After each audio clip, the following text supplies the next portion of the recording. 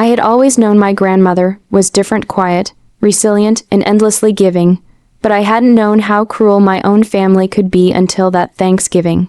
The smell of roasted turkey and pumpkin pie mingled with the tense atmosphere, as if even the aromas were wary of what was about to unfold. My family's laughter was loud, sharp, and biting, yet it wasn't directed at jokes or old stories. No, it was aimed at her. Grandma Elise shuffled into the living room, her army-issued posture still evident in the subtle lift of her chin, even though her body had grown frail with age.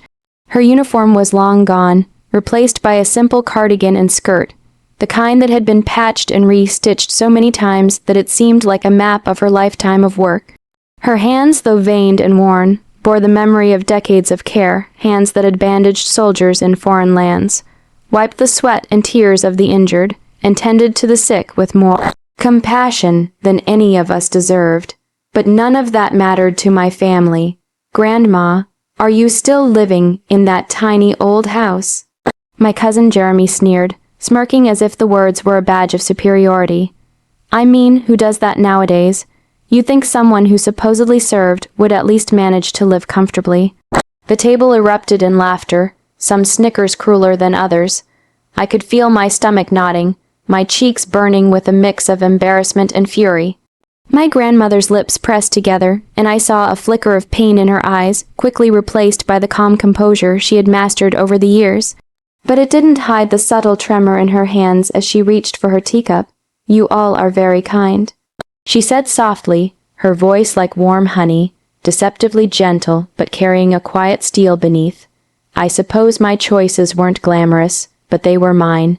"Oh, glamorous, right?" My aunt chimed in, smirking, like knitting blankets and counting pennies. What a life, really heroic stuff.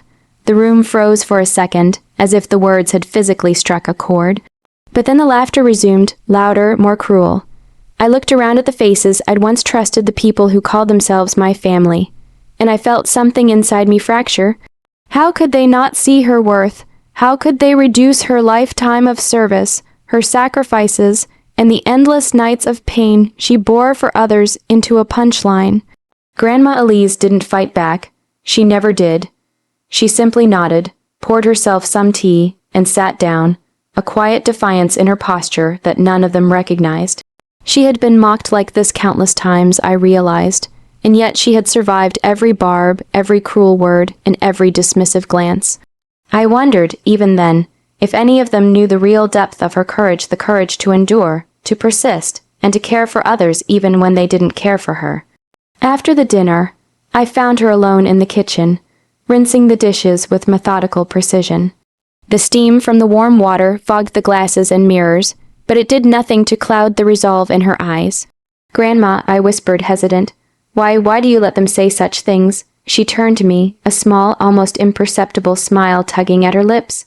"Because my life isn't for their approval," she said quietly. "I've lived it by my own rules, and I've helped more people than they ever will. Their words are empty. They measure worth in money, and I measure it in what I leave behind." I wanted to hug her, to shield her from their cruelty, but I felt powerless. Instead, I silently vowed that I would remember this day not just the laughter and mockery, but the strength it revealed. Grandma Elise wasn't poor in the ways that mattered. She was rich in courage, in wisdom, and in an indestructible spirit. Little did I know then that her riches extended far beyond what the eye could see. Her humility was only the surface, and the storm she quietly carried inside her, like a soldier waiting for the right moment, would soon rewrite the rules of our family forever. That night, as I lay in bed, I thought about the injustice I had witnessed. I thought about the gleaming teeth and smug smiles of the people who called themselves my family, and I felt a cold, simmering sense of inevitability. My grandmother had survived wars, epidemics, and pain I couldn't even imagine. Surely she had a plan, a way to ensure that those who ridiculed her would one day see the weight of their cruelty. And perhaps, just perhaps, I would witness it firsthand. After that Thanksgiving, life returned to its usual rhythm, but nothing felt the same to me. Every time I glanced at Grandma Elise, I saw not just the frail figure in her patched cardigan, but a quiet force that no one else seemed to notice. While my family continued their superficial chatter, she carried on her life with a dignity that bordered on sacred. She was like a ship anchored in a storm, weathered on the outside, but unshakable at the core. I started spending more time with her, partly out of guilt for not defending her, partly because I wanted to understand the strength she carried so effortlessly. She had no complaints, no bitterness, only small, deliberate acts of grace. She tended the garden, repaired broken chairs, and cooked meals that smelled of love rather than money. Each action, mundane as it seemed, held an invisible power.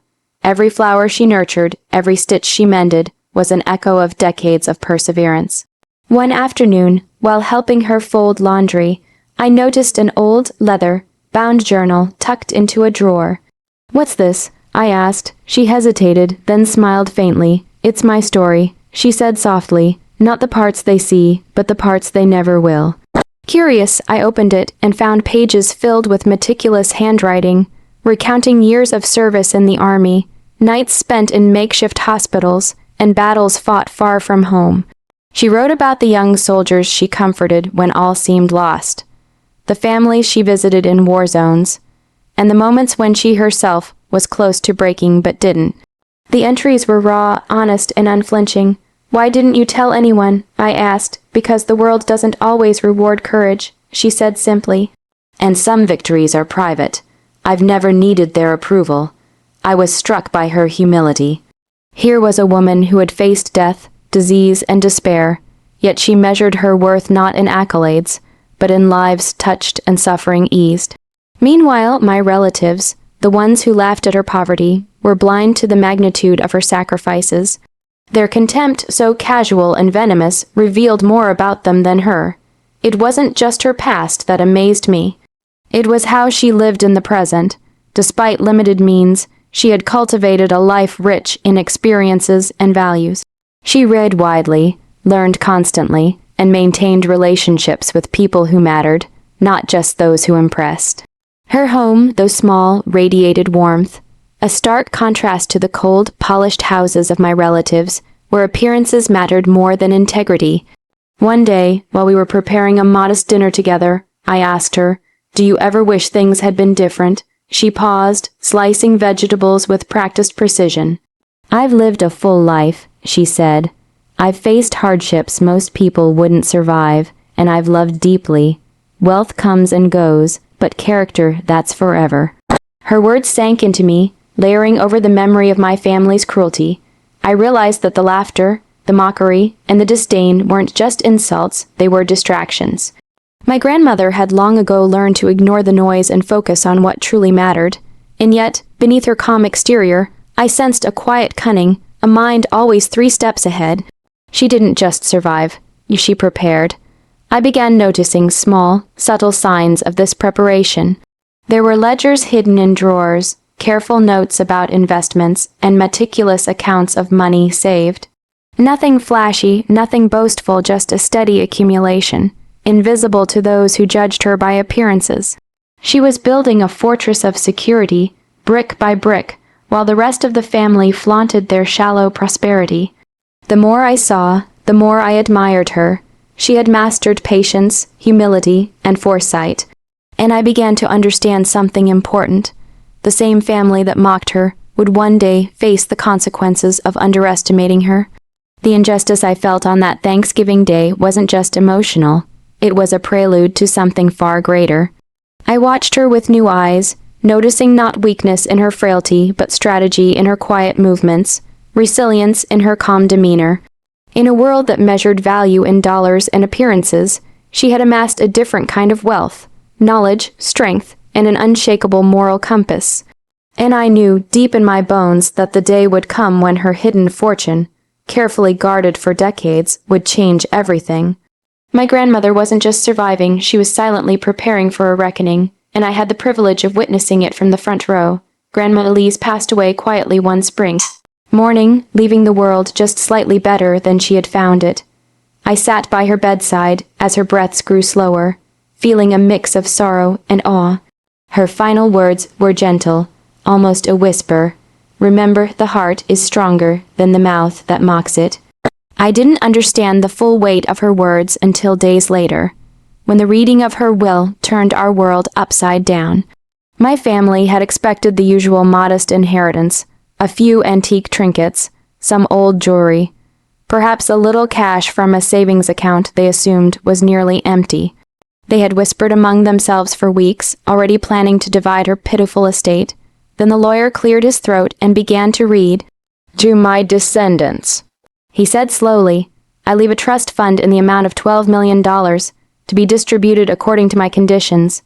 Only those who demonstrate respect, humility, and gratitude shall receive a portion. Those who show greed, entitlement, or cruelty shall forfeit their share." The room froze.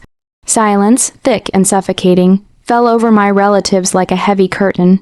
I could see the confusion flicker across their faces, replaced quickly by disbelief, then anger. What do you mean, conditions?" my aunt shouted, her voice cracking with a mix of fear and indignation. "She's dead, we should get everything." The lawyer's tone was firm, measured. "The trust is legally binding. Each heir must meet the requirements as outlined in her plan. Failure to do so will result in exclusion." I watched my family's smug expressions crumble like brittle glass. Jeremy, who had mocked her so openly that Thanksgiving, looked pale and uncertain. He stammered, searching for a way to assert control, but the weight of the revelation left him speechless. Grandma Elise had outsmarted them all. It wasn't just the money. It was the meticulous care with which she had built this fortress. She had spent decades quietly investing, saving, and planning. Her modest lifestyle had been intentional, not out of necessity but strategy. Every frugal decision, every poor living choice, had been a step toward creating something far greater than the family could imagine. As the lawyer continued, I saw it, the family's bravado evaporating, replaced by something raw and desperate. "I can't believe this," my cousin muttered, his tone trembling. "All this time and she never said a word." My chest tightened, but it wasn't anger.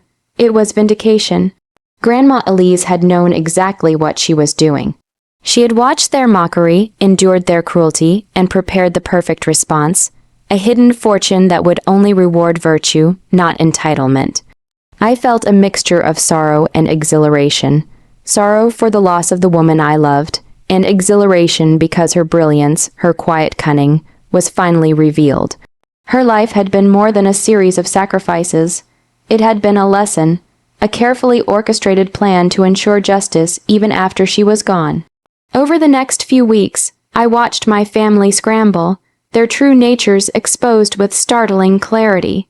My aunt tried to feign humility but failed in every task, her gestures of gratitude shallow and rehearsed. Jeremy attempted to apologize, but it rang hollow, a desperate attempt to manipulate the outcome. Others quarreled, schemed, and strategized, each one revealing the same flaws that Grandma Elise had quietly noted over decades. Meanwhile, I followed her instructions faithfully, guided by the wisdom she had imparted in subtle ways.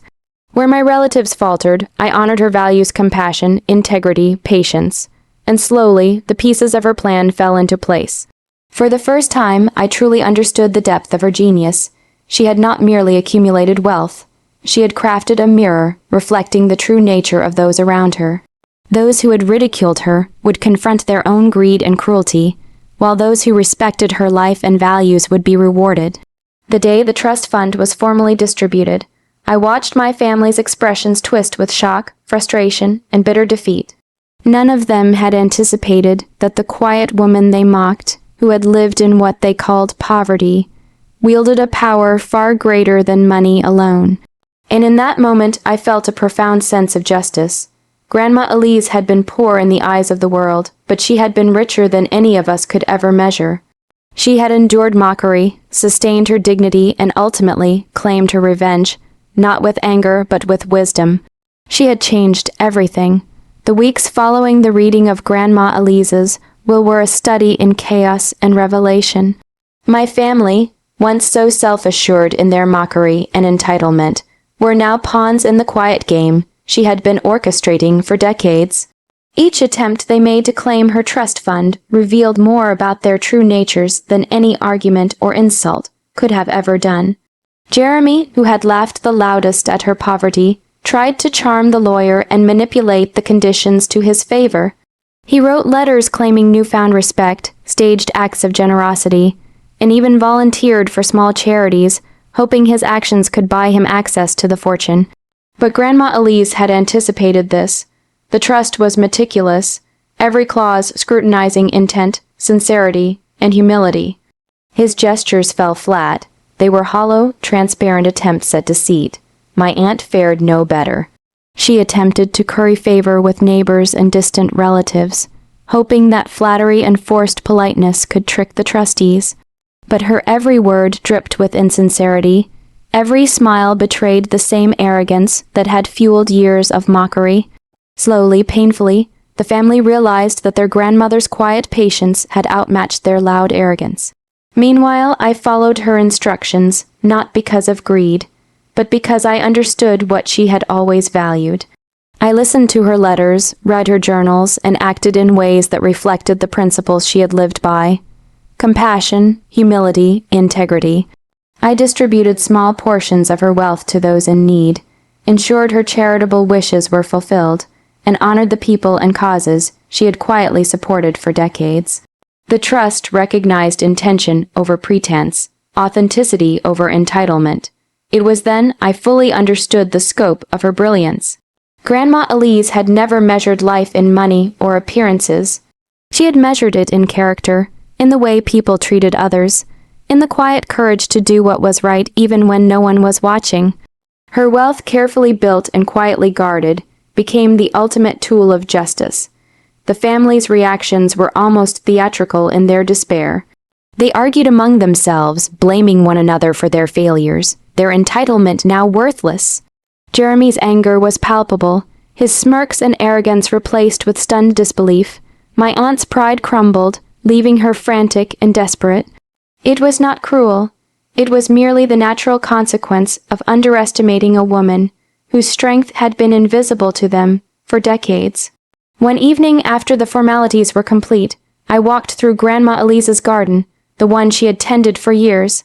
The flowers bloomed in perfect order, vibrant and alive, much like the legacy she had cultivated. I realized that her wealth was not just the trust fund. It was the wisdom she imparted, the lessons she had embedded in our lives, and the subtle, powerful justice she had orchestrated. I whispered to myself, "You weren't poor, Grandma, not in the ways that mattered." And I smiled, imagining her watching from somewhere beyond, satisfied that her plan had worked. Her revenge had been sweet, but it was never malicious. It was elegant, deliberate, and entirely reflective of her character.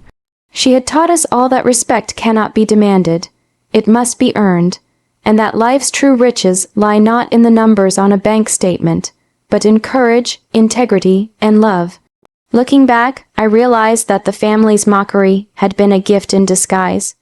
It revealed the people they truly were, and illuminated the quiet brilliance of the woman they had underestimated. The ridicule that had once burned in my chest now felt like a distant ember, replaced with awe and gratitude for having known her. I thought of her words one last time. "The heart is stronger than the mouth that mocks it." Indeed, it was. Her life had been a testament to strength, resilience, and the power of subtle justice. She had endured cruelty, survived hardship, and ultimately reshaped the world she left behind. And I, fortunate enough to witness it, carried the memory of her brilliance, her quiet courage, and her extraordinary vision into my own life. Grandma Elise had changed everything, not with anger, but with wisdom.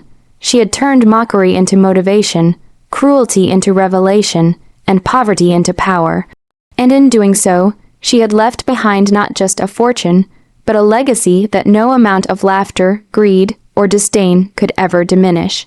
Her $12 million trust was more than money. It was justice. Her life was more than survival. It was triumph.